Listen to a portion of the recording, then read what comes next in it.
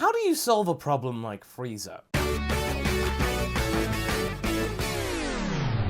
Hey guys, MasakoX here. Yep, so here we have it. Frieza is back for the third time, and that's not counting GT in the movies and specials. This return, however, is quite different to the ones preceding it. And why exactly is that, Masako? Well, this time, his revival was given to him instead of him stumbling into it or others giving it to him indirectly. He genuinely deserved it. This time he was actually helping the main cast in their heroic deeds. What an extraordinary turnaround. And in the first outing of what I like to call super profiles, almost like a rebirth of Super Detailed, we're going to be looking at Frieza and his character and how he's developed over his course in Super. Now that being said, it's not like the beast has lost any of his teeth or anything. Don't think that Frieza's just become soft and wants to give big, warm, lovely hugs to everyone in the cast. No. The ending of Super left us with a very big cliffhanger. The ominous shot of Frieza with his forces, very reminiscent of the BORDON special, planning to do something nefarious, no doubt, or something that's going to ruffle Goku's jammies. This guy is looking very determined to start anew. Despite all of this though, we are still quite unsure about his future plans. I mean, the whole thing right here is pretty controversial in and of itself. Frieza is now alive and kicking, roaming around the likes of Universe 7, not knowing exactly what to do with his life. And it doesn't really matter if you're a Frieza fan or if you really despise his character. All of us have a pretty big quandary to think about.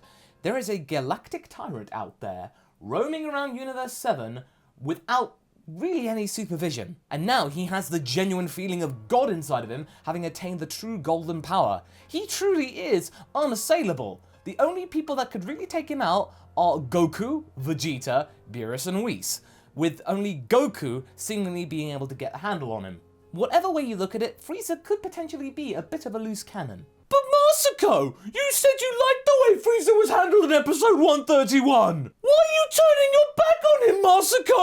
It's just like with Vegeta! You hate Vegeta! Now you hate Frieza! Why do you hate everyone, Masako? Unsubscribe!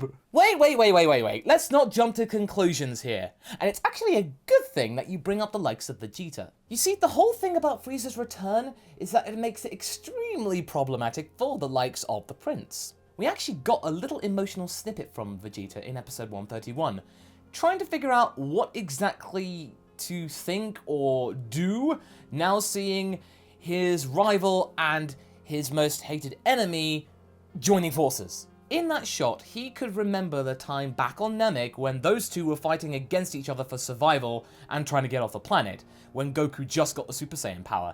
And now here they are, decades later, with Goku really looking exactly the same, topless and all, with the same Super Saiyan form, and then Frieza, and they're almost cheek to cheek and like, whoa, blah, blah, blah. I can understand why Vegeta might become Error. While some of the Z fighters might actually start to compare Frieza's cooperation with them to that of Vegeta, as in he's only really doing it because he's got no other options, you still have to remember, Frieza is still responsible for the destruction of many planets, including planet Vegeta and the Saiyan race, as well as most of Vegeta's misery no matter what way you look at it. And yes, okay, it is absolutely correct to state and remind me that the Saiyans weren't exactly the nicest of people out there, but it still doesn't change the fact that most of Vegeta's negative traits came from around the time he was in the Frieza forces after the planet was destroyed, because Vegeta was just a young child, and young children are pretty suggestible, and they will soak up everything that they see. That's what they are, they're little sponges. And Vegeta, he's just a very big sponge with very big spongy hair. And after all of that, it makes the famous hand-holding scene all the more palpable and really emotionally driven. We all thought that was a bit of a gag, but no. Vegeta being reluctant to hold Frieza's hand, you know, it carries some big significance from when he was a kid. I'd imagine that there was probably a scene that we probably won't see, that Frieza was going, "Oh, little Vegeta, here, would you like to hold my hand?" And one thing that we forget from all of this is that even though this arc lasted about a year for us, in the Dragon World, all the events that took place in the Universe Survival arc were carried out over roughly 2 days. And Vegeta having to process Frieza being back, fighting on their same side, and actually doing good for the world in less than 48 hours. Yeah. after decades of impressions that Frieza is a galactic tyrant who cannot be trusted.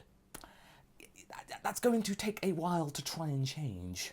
As much as this scene was made out to look like a bit of a joke, it was important for the development of Frieza and Vegeta's character. Even after this scene, Vegeta and Frieza have a lot of unfinished business to attend to, and I don't think that any of this is going to be resolved anytime soon, unless there's another confrontation that we got in Resurrection F. And in order for this to actually be satisfying for both parties, it needs to go to Vegeta. Vegeta has to be the one to come up victorious. And Vegeta doesn't have to kill Frieza or anything, or vice versa. It just has to be a show of respect. Vegeta demanding respect in the only way that he knows. Because it's quite clear that Vegeta's lacking in terms of respect from Frieza, because he's been giving it out quite generously to the likes of Goku, Gohan, and Android 17.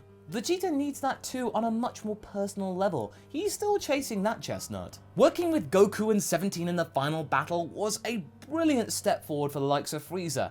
Having never worked with anyone else before, I mean, okay, despite his dad, when it came down to it, when the chips were down, Frieza would step up and be a team player. It was a brilliant first step for Frieza to be able to exist and function within the modern day Universe 7. What needs to happen next for Frieza is for him to be held accountable for his past actions, including the destruction of the Saiyan race, as well as all the other planets that he basically ravaged for profit. Profit, Masako? Why's that? I thought he was just a galactic tyrant, just destroying things for conquering them. Well, no, it's a lot more nuanced than that.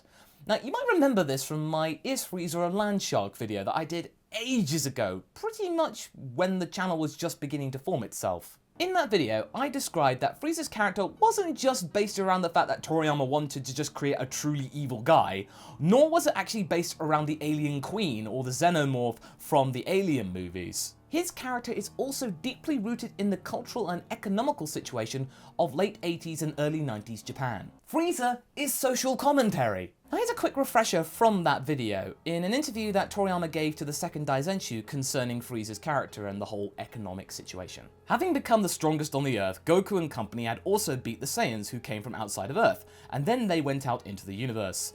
I came up with Frieza around the time of the bubble, and the land shark was the worst person of all, so I made him the #1 land shark in the universe. That economic bubble burst not long after Frieza showed up in Dragon Ball Z.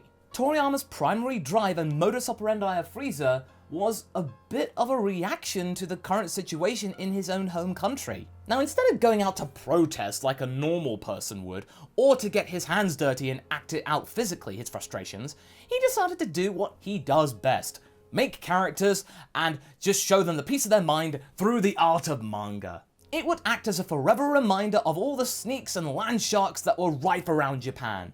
And I've got to admit, he did a good job in doing it. Put simply, the existence of Frieza and his force was purely for financial gain. They are colossal land sharks. But this just leaves me with another question.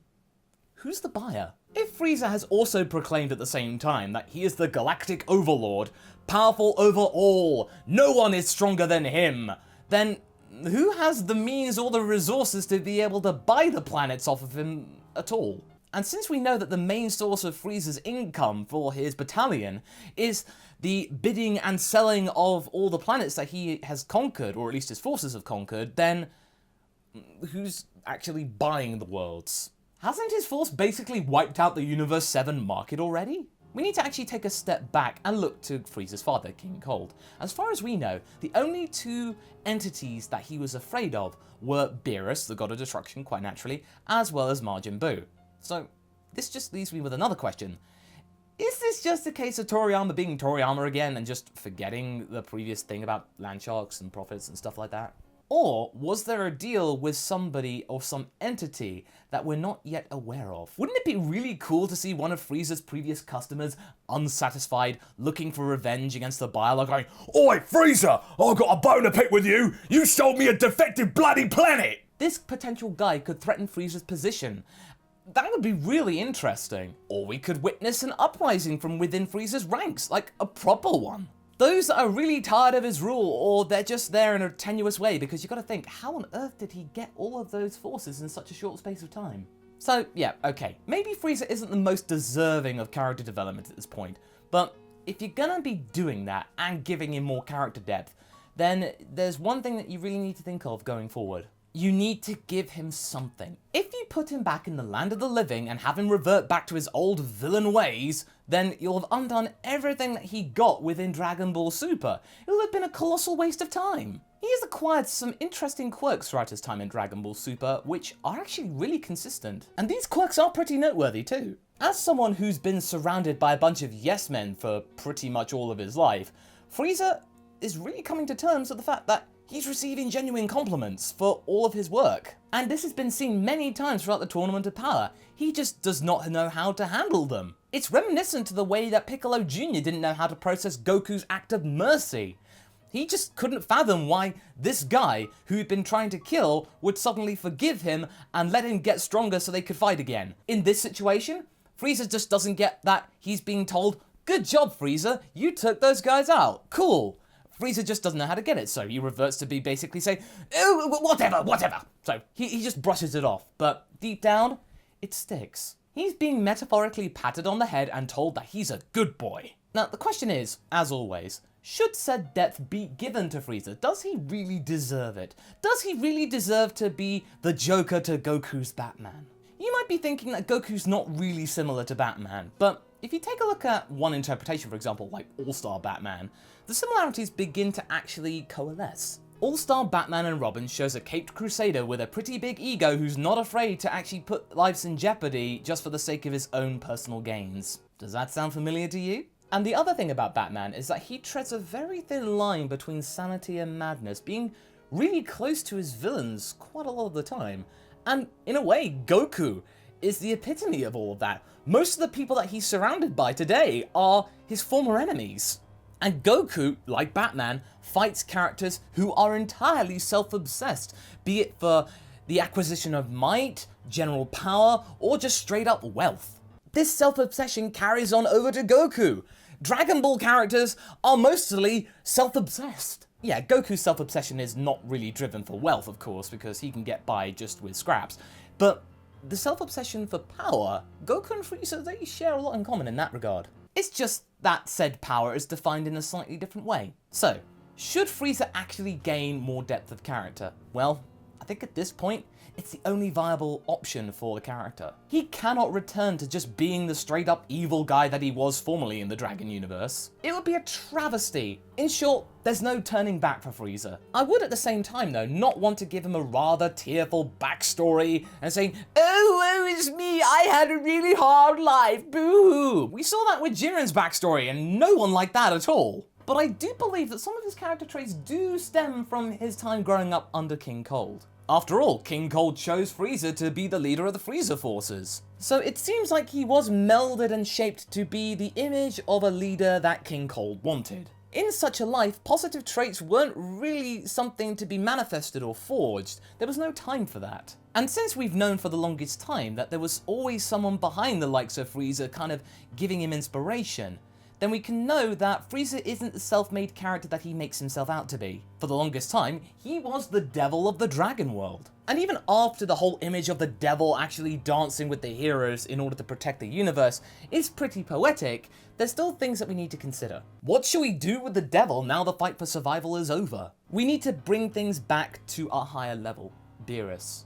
Despite him being rather chummy with the Universe 7 Z fighters and all of that, we still need to remember, and this has been lost throughout the Tournament of Power arc, Beerus isn't a good guy. Is not meant to take sides. He said so himself in the Resurrection F Arkham movie. That's why he gave Frieza his life back. That's why he allowed Whis to give him his life back. Because, you know, he did his job, he did it well, Universe 7's alive, so yeah, Frieza, yeah, congratulations, here's your prize. Beerus, now, metaphorically, is the one holding the devil's leash. So what do you guys think? Do you think it was a mistake that Toei and Shueisha kept Frieza alive at this point?